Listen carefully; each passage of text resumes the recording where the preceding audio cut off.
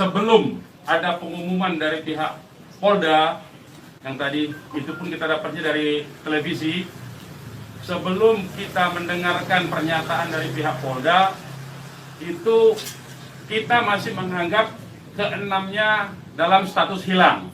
Makanya pernyataan kita yang pertama keluar itu adalah pernyataan statusnya masih dalam keadaan hilang, kita sebutkan. Karena itu pernyataan dibuat pagi hari, ya, sebelum kita mendengar kabar bahwa keenamnya sudah syahid. Nah, kemudian saya mau jelaskan kronologi backgroundnya dulu, bahwa beberapa hari yang lalu, ya, memang ada beberapa pengintai di Pondok Pesantren Habib Rizik, yaitu hari Jumat, ya. Hari Jumat itu ada beberapa pengintai yang ditugaskan oleh institusi resmi negara. Ya, saya tidak mau sebut. Oleh institusi resmi negara yang ditugaskan mengintai 24 jam. Mereka menggunakan drone dan peralatan canggih lainnya. Dan kemudian ada komunikasi dari laskar yang menjaga Pondok Pesantren Habib Rizik di Megamendung itu dengan para pengintai. Karena kebetulan mereka terjebak dengan cara pengintaian mereka sendiri yang tidak profesional. Ada komunikasi antara laskar penjaga markas Syariah Megamendung dengan para pengintai. Ya. Ada 3 orang yang berhasil dikomunikasikan dan kita mendapatkan semua data-datanya. Ya, data-datanya kita dapatkan semua, identitasnya kita dapatkan semua, dan ternyata pengintaian itu bukan cuma terjadi di Megamendung, di lokasi Pondok Pesantren Habib Rizik, tetapi juga di Petamburan sini. Posisinya di sebelah sana, ya, posisi para pengintai. Ada foto-fotonya kita dapatkan. Kemudian juga di Sentul yang sempat dilakukan aksi demonstrasi. Artinya yang saya mau sampaikan di sini, Habib Rizik sejak kepulangannya memang diintai 24 jam. Ada 30 orang. Masih di Sentul, 10 orang di Megamendung. Jadi kita sudah tahu sebetulnya. Ya, kita sudah tahu. Nah, setelah proses hari Jumat itu, beliau bersama keluarga meninggalkan tempat istirahat beliau, tempat pemulihan beliau yang tadinya di Megamendung, beliau pindah ke Sentul, ya, pindah ke Sentul. Kemudian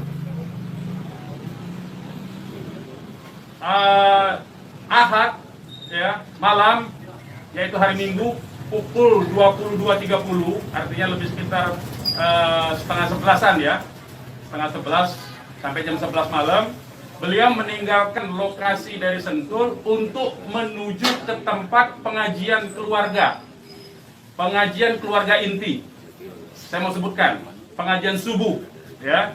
Pengajian subuh keluarga inti. Jadi tidak melibatkan pihak mana-mana pun juga. Dengan 4 mobil keluarga. Di dalam mobil ada istri beliau, ada anak dan ada menantu. Artinya ada perempuan di dalam mobil itu. Dan ada cucu beliau.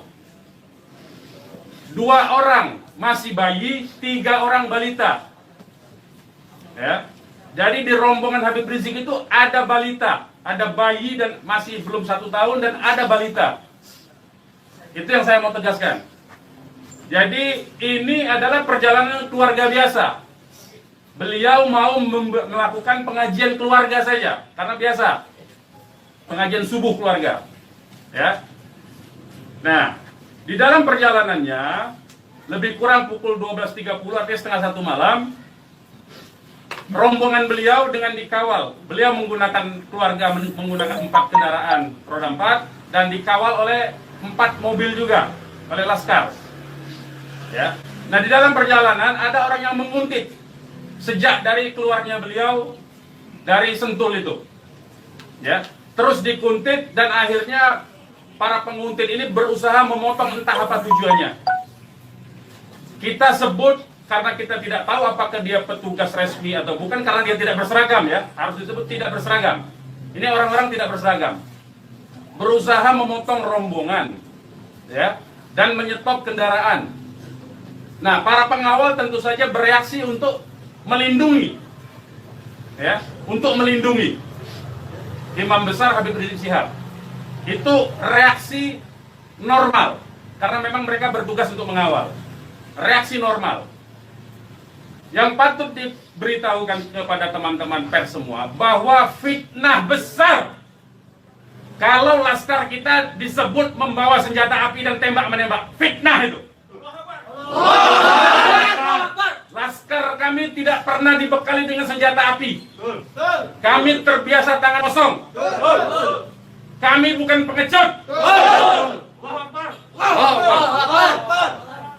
Jadi fitnah. Dan ini fitnah luar biasa, pemutarbalikan fakta dengan menyebutkan bahwa laskar yang lebih dahulu menyerang dan melakukan penembakan. Kalau betul itu coba dicek senjata apinya, nomor register senjata apinya, pelurunya itu semua tercatat. Cek saja, silakan dicek. Pasti bukan punya kami, karena kami tidak punya akses terhadap senjata api dan tidak mungkin membeli dari pasar gelap. Ya, jadi bohong sama sekali. Apalagi di FPI, di kartu anggota FPI dan kartu anggota LPI disebutkan bahwa setiap anggota FPI dilarang membawa senjata tajam, senjata api, bahkan dan bahan peledak. Itu dilarang di kartu anggota kita punya. Ya. Nah, jadi upaya-upaya memfitnah, memutarbalikkan fakta hentikanlah. Ya. Hentikanlah. Nah, kemudian kejadiannya, ya, kenapa kami menyatakan laskar kami dalam keadaan hilang? Karena memang kami belum tahu keberadaannya di mana. Itu membuktikan bahwa mereka dibunuh dan dibantai, saudara-saudara. Ya. Kalau sejak awal tembak menembak itu berarti dia tewasnya di tempat dong. Tewas di tempat pasti banyak. Semalam saya sendiri sampai jam 3 sudah ngecek dengan teman-teman yang di lapangan, tidak ada jenazah di situ, tidak ada keramaian di situ. Yang ada justru petugas aparat setempat yang ada di lokasi yang diperkirakan di sekitar pintu tol Karawang Timur. Ya, di tengah malam itu saya suruh cek.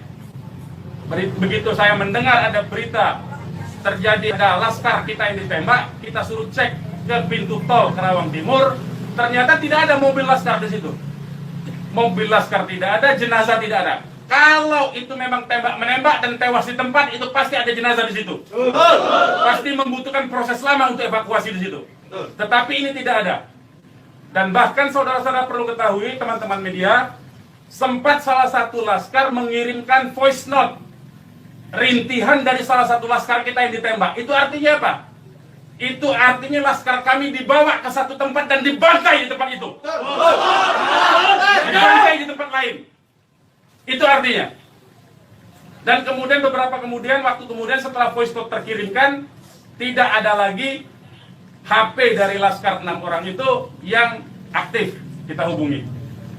Kita sudah cari sampai pagi tadi, sampai siang tadi sebelum pengumuman dari pihak Polda, kita sudah cari kemana-mana, ke rumah sakit kita cari, ke kantor polisi kita cari, karena kita anggapnya itu orang hilang. Dan ternyata kemudian ada pengumuman bahwa seperti yang dinyatakan fitnah yang menyatakan tembak menembak itu. Ya. Nah, jadi sekali lagi saya mau katakan tidak betul, ya, berdasarkan fakta-fakta dan kronologi yang saya sampaikan bahwa terjadi tembak menembak dan laskar memiliki senjata api, itu tidak betul sama sekali. Itu fitnah besar terhadap kami, fitnah besar terhadap umat Islam. Kami anggap itu upaya memutarbalikkan fakta yang tidak pada tempatnya. Saudara-saudara harus diperhatikan, ini 6 orang, ya, 6 orang wafat dibantai. Keluarganya ada 1 di dalam, ya, ibunya ada 1 di dalam, ada 1 orang tuanya laki-laki sedang sholat di masjid. Ya, ini anak-anak kita tahu persis. Anak-anak ini hanya bentuk kecintaannya mengawal pimpinan kami, imam besar, hanya bentuk pengabdian, tidak memiliki agenda apapun, tidak memiliki senjata api, tidak memiliki bahan peledak, dan segala macam bentuk senjata lainnya. Dari kami, saya kira itu. Ketua Umum silakan kalau ada yang mau menyampaikan. Silakan. Bang, Ya. Untuk pengecekan CCTV di lokasi sudah dipinta. Belum kita lakukan karena kita ini masih sibuk sampai dengan siang tadi sebelum ada pengumuman dari pihak Polda, kita masih sibuk memastikan keberadaan 6 orang tersebut. Ya, jadi kita belum mengecek kemanapun, kita masih menelusuri kemana-mana tempat dari kemungkinan itu dibawa, yaitu apakah rumah sakit karena kita mendengar ada voice note yang tertembak kan, rintihan dari salah satu korban yang ditembak, masih sempat didengarkan oleh Laskar yang tetap mengawal. Ya. Dan kita belum mengetahui itu sampai hari ini, bahkan sampai detik ini kita belum mendapatkan akses terhadap jenazah. Itu yang patut dicatat. Kita tahu bahwa mereka 6 orang Laskar ini yang syahid ini adalah wafat, baru tahu dari pengumuman ya dari pihak kepolisian. Jadi itu yang perlu saya sampaikan. Tapi posisi 6 ini di mana sekarang Bang, udah diketahui? Sampai hari ini saya belum tahu. Kita belum mendapatkan informasi. Ini menunjukkan bahwa bukti konkret bahwa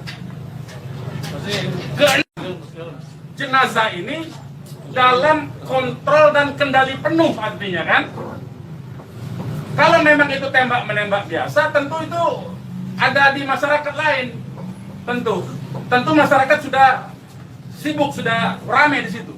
Ini sampai sekarang ini kami tidak mendapatkan akses di mana keberadaan jenazahnya, ya, kondisi lukanya di mana tembak menembak berapa lubang pelurunya kami tidak tahu. Hanya satu-satunya sumber informasi baru bahwa dinyatakan bahwa tewas. Ya. Bang, untuk yang 4 orang Bang, penjelasan yang Bapak